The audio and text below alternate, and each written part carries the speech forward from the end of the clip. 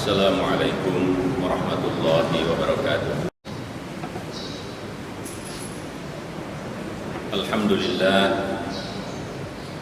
alhamdulillahilladzi iyyahu na'budu wa iyyahu nasta'in. Asyhadu an la ilaha illallah wahdahu la syarika lah wa asyhadu anna Muhammadan 'abduhu wa rasuluh. Allahumma shalli wa sallim ala sayyidina Muhammad wa ala alihi wa sahbihi wa man tabi'ahu huda. Amma ba'du, fa ya ayyuhal hadirun usikum wa iyaya bi taqwallahi wa ta'atihi la'allakum turhamun. Qala Allah subhanahu wa ta'ala fi kitabihil karim, a'udzu billahi minasy syaithanir rajim. Innal ladzina amanu wal ladzina hajaru wa jahadu fi sabilillah ulaika yarjuna rahmatallah wallahu ghafurur rahim. Ma'asyiral muslimin rahimakumullah, kita masih berada di bulan Muharram yang dicatat oleh sejarah sebagai permulaan tahun Hijriah. Sejatinya hadirin yang mulia, peristiwa hijratul Rasul dari Mekah ke Yathrib atau ke Madinah yang kita kenal hari ini itu memang terjadi di tanggal 26 Safar. Beliau meninggalkan kota Mekah pada tanggal 1 Rabiul Awal. Jadi 26 Safar itu ketika rumahnya dikepung, lalu keluar di tengah malam, berlindung terlebih dahulu di Gua Sur. Tanggal 1 baru bergerak ke Yathrib dan sampai di Yathrib di luar kota Madinah pada tanggal 12 Rabiul Awal, persis pada tanggal kelahiran beliau. Ketika sampai di luar kota Madinah, beliau mengatakan kita akan bangun masjid di sini. Itulah yang kita kenal dengan Masjid Quba, masjid pertama yang dibangun oleh Rasulullah ketika beliau hijrah.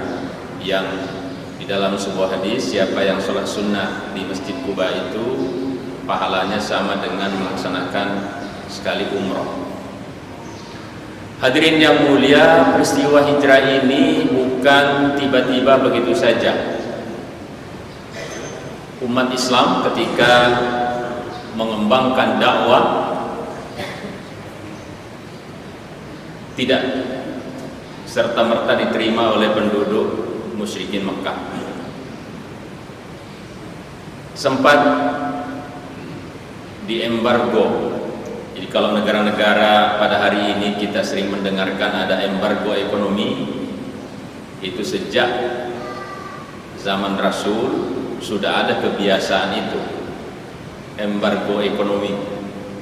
Bahkan bukan hanya embargo, tapi diboikot secara sosial dan secara ekonomi. Bayangkan hadirin yang mulia, dalam waktu 3 tahun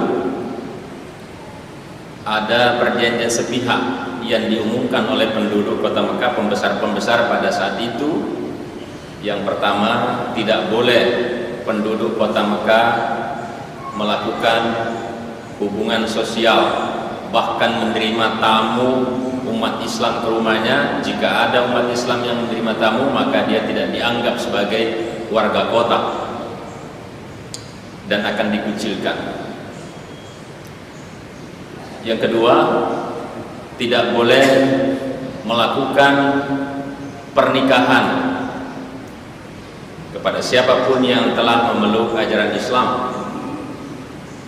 Dan yang ketiga, semua produk penduduk kota Mekah tidak boleh dijual kepada orang-orang yang mengikuti Muhammad, dan sebaliknya semua produk masyarakat Islam tidak boleh dibeli oleh penduduk kota Mekah.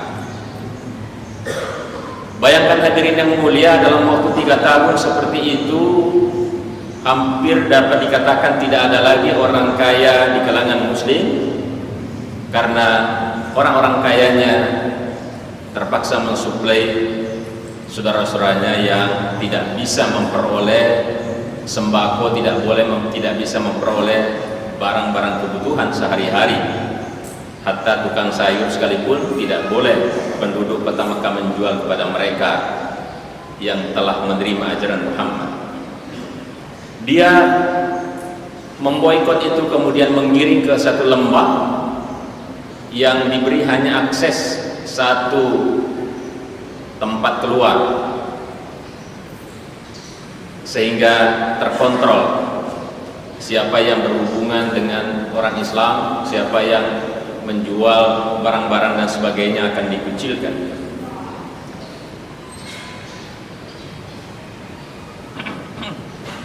Abu Lahab, paman Nabi dan juga mantan besan. Jadi Abu Lahab itu, hadirin yang mulia, selain paman juga tadinya besan Rasulullah. Dua putranya Abu Lahab, Utbah dan Utaibah, menikah dengan dua putrinya Rasulullah. Tetapi ketika Rasulullah menerima wahyu, diangkat menjadi Rasul, Abu Lahab bersama istrinya Ummu Jamil meminta kedua anaknya menceraikan istri mereka. Itulah kemudian yang diperistri oleh Utsman bin Affan. Tapi perilaku keluarga ini luar biasa. Ummu Jamil, istri Abu Lahab itu, setiap hari menanam ranjau. Tentu bukan ranjau sebagaimana yang kita pahami hari ini, tetapi itu duri padang pasir yang panjang. Kalau diinjak itu bisa tembus sampai ke atas kaki.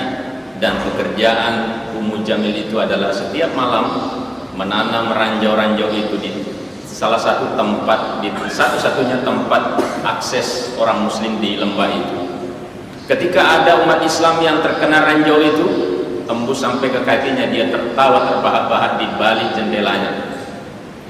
Itu sebabnya mengapa dalam Al-Quran diabadikan Allah Subhanahu wa ta'ala, wa imra'atuhu hammalatal hatab, dan istrinya itu, ya, istri Abu Lahab itu membawa kayu bakar nanti, fi jidha hablum min masad, di lehernya itu nanti akan dipakaikan rantai dari bara api, karena perilakunya yang luar biasa kejinya itu. Di masa seperti itu Rasulullah SAW berupaya untuk mendapatkan bantuan, sehingga bersama dengan seorang sahabatnya ia pergi ke kota Taif. Taif itu sampai hari ini, sejak dari dulu, karena di situ ada oase, adalah daerah pertanian, sehingga sayur mayur, buah-buahan yang biasa dimakan orang penduduk Mekah, Madinah itu berasal dari Taif, dengan harapan bisa mendapatkan bantuan. Hadirin yang mulia, apa yang terjadi? Begitu Rasulullah masuk ke kota Taif, dia diusir oleh penduduk Taif dan dikejar-kejar oleh anak muda, dianggap innaka majnun, anda orang gila, terekam dalam Al-Quran, dilempari batu-batu sampai berdarah-darah betis, dan beliau keluar di kota Taif itu, bernaung di bawah perkebunan anggur. Dalam situasi seperti itu malaikat Jibril datang, wahai Muhammad, Tuhanmu tidak tidur, angkat kedua tanganmu, berdoa kepada Allah agar semua orang yang menzalimi engkau diberikan azab oleh Allah. Istilahnya belum selesai tawaran Jibril itu, Rasulullah langsung memotong, wahai Jibril, jangan. Umatku melakukan itu karena mereka tidak tahu apa yang saya bawa. Dia tidak tahu ajaran yang saya bawa. Malah Rasulullah berdoa, mengangkat dua tangannya dan berdoa, Allahumma hdi qaumi fa innahum la ya'lamun. Ya Allah, berilah petunjuk kepada hamba-hambamu, mereka menzalimi atau mereka berbuat seperti itu karena mereka tidak tahu ajaran yang saya bawa. Bandingkan hadirin yang mulia, ketika Nabiullah Nuh alaihi salam diperlakukan tidak manusiawi di zamannya, ditawari oleh malaikat Jibril seperti itu, langsung disambut oleh Nabi Nuh, wa qala Nuh Rabbi la tadhar 'alal ardi minal kafirin dayyara. Dalam Al-Quran surah Nuh nanti bisa dicek bahwa doa Nabi Nuh langsung, ya Allah, jangan engkau sisakan seorang kafir pun di muka bumi ini. Itu doanya Nabi Nuh itu, sehingga terjadilah banjir bandang, boleh jadi tsunami pertama, dan menghabiskan semua orang-orang kafir di masa itu. Sementara Nabi kita Muhammad, Allahumma hdi qaumi fa innahum la ya'lamun, ya Allah berilah petunjuk kepada mereka, mereka tidak tahu apa yang saya bawa sehingga melakukan perilaku seperti itu. Hadirin yang mulia, peristiwa hijrah itu kemudian memberikan peluang yang sangat besar terhadap Nabi bersama dengan umat Islam. Nanti bisa dicek dalam surat Al-Fat, akhir surah Al-Fat ada 5 kriteria atau 5 ciri masyarakat Islam yang dibentuk oleh Rasulullah ketika berada di Madinah itu. Tentu bukan waktunya untuk menerangkan semuanya, tapi ada hal yang menarik bahwa ketika terjadi Fathu Makkah, umat Islam semakin bertambah di Madinah, kemudian Rasulullah kembali membebaskan kota Mekah, negeri yang selama ini ditinggalkan dan dengan mudah ditaklukkan. Dengan mudah Rasulullah bersama umat Islam masuk ke kota Mekah. Ketika tidak ada perlawanan yang berarti, Rasulullah memerintahkan untuk mengumpulkan semua penduduk kota Mekah, musyrikin Mekah, disuruh berbaris lurus. Penduduk kota Mekah yang musyrikin itu, yang disuruh berbaris itu, sudah beranggapan bahwa kita akan dipenggal lehernya satu persatu, sebagaimana kebiasaan mereka ketika menaklukkan lawan-lawannya. Dan itulah yang memberikan ketakutan kepada warga kota Mekah pada saat itu. Tapi apa yang terjadi, hadirin yang mulia? Rasulullah menyampaikan pidato singkat. Di antara penggalan pidato itu, beliau mengatakan, al-yawmu yawmul marhamah. Hari ini adalah hari kasih sayang. Antumut tulaqa. Kalian semua meskipun pernah mengusir kami dari negeri ini, tetapi hari ini Anda semua bebas. Tidak satupun masyarakat kota Mekah yang cedera begitu terjadi Fathu Makkah. Padahal kita tahu bahwa Rasulullah ketika diusir dari kota Mekah itu dikumpulkan 2 pemuda kekar dari setiap kabilah untuk mengepung rumahnya. Tangkap Muhammad, hidup atau mati. Tetapi karena izin Allah, Rasulullah bisa keluar. Tidak ada dendam sama sekali ketika terjadi Fathu Makkah, pembebasan kota Mekah. Dan ini adalah ciri dari ajaran yang dibawa oleh Nabi Muhammad, bahwa kita, makna hijrah itu adalah ketika seseorang bisa memperbaiki kehidupannya dari waktu ke waktu, dari yang kurang baik menjadi baik. Kemudian al-muslimu man salimal muslimuna min lisanihi wa yadihi. Muslim yang baik itu adalah mereka yang membuat orang lain damai dari gangguan tangan dan lisannya, sehingga tidak pernah ada dendam kepada orang yang pernah berbuat aniaya kepadanya. Dan ini bisa kita cek semua di dalam keterangan-keterangan ayat-ayat Al-Quran maupun hadis-hadis Rasulullah SAW. Mudah-mudahan Allah memberikan kekuatan kepada kita untuk senantiasa menebarkan damai di muka bumi ini, untuk senantiasa berhijrah dari apa yang dilarang oleh Allah kepada yang tidak dilarang oleh Allah, apa yang kurang baik menjadi lebih baik, sehingga makna hijrah itu kita peroleh dari waktu ke waktu.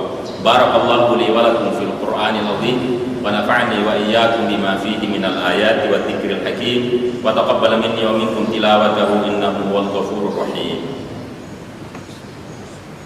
Allahumma salli ala sayyidina Muhammad wa ala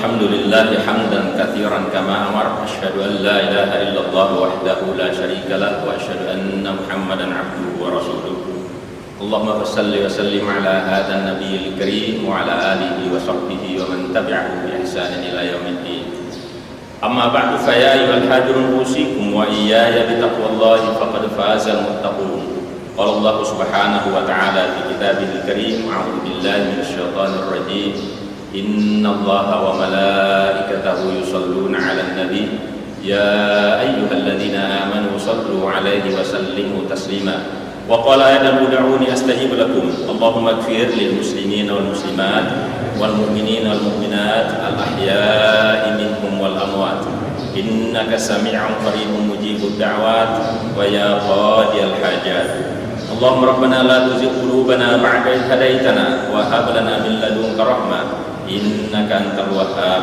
اللهم ربنا هب لنا من أزواجنا وذرياتنا قرة أعين واجعلنا للمتقين إماما اللهم ربنا أعز الإسلام والمسلمين اللهم ربنا آتنا في الدنيا حسنة وفي الآخرة حسنة وقنا عذاب النار والحمد لله رب العالمين عباد الله إن الله يأمر بالعدل والإحسان وإيتاء ذي القربى وينهى عن الفحشاء والمنكر والبغي يعظكم لعلكم تذكرون ولذكر الله أكبر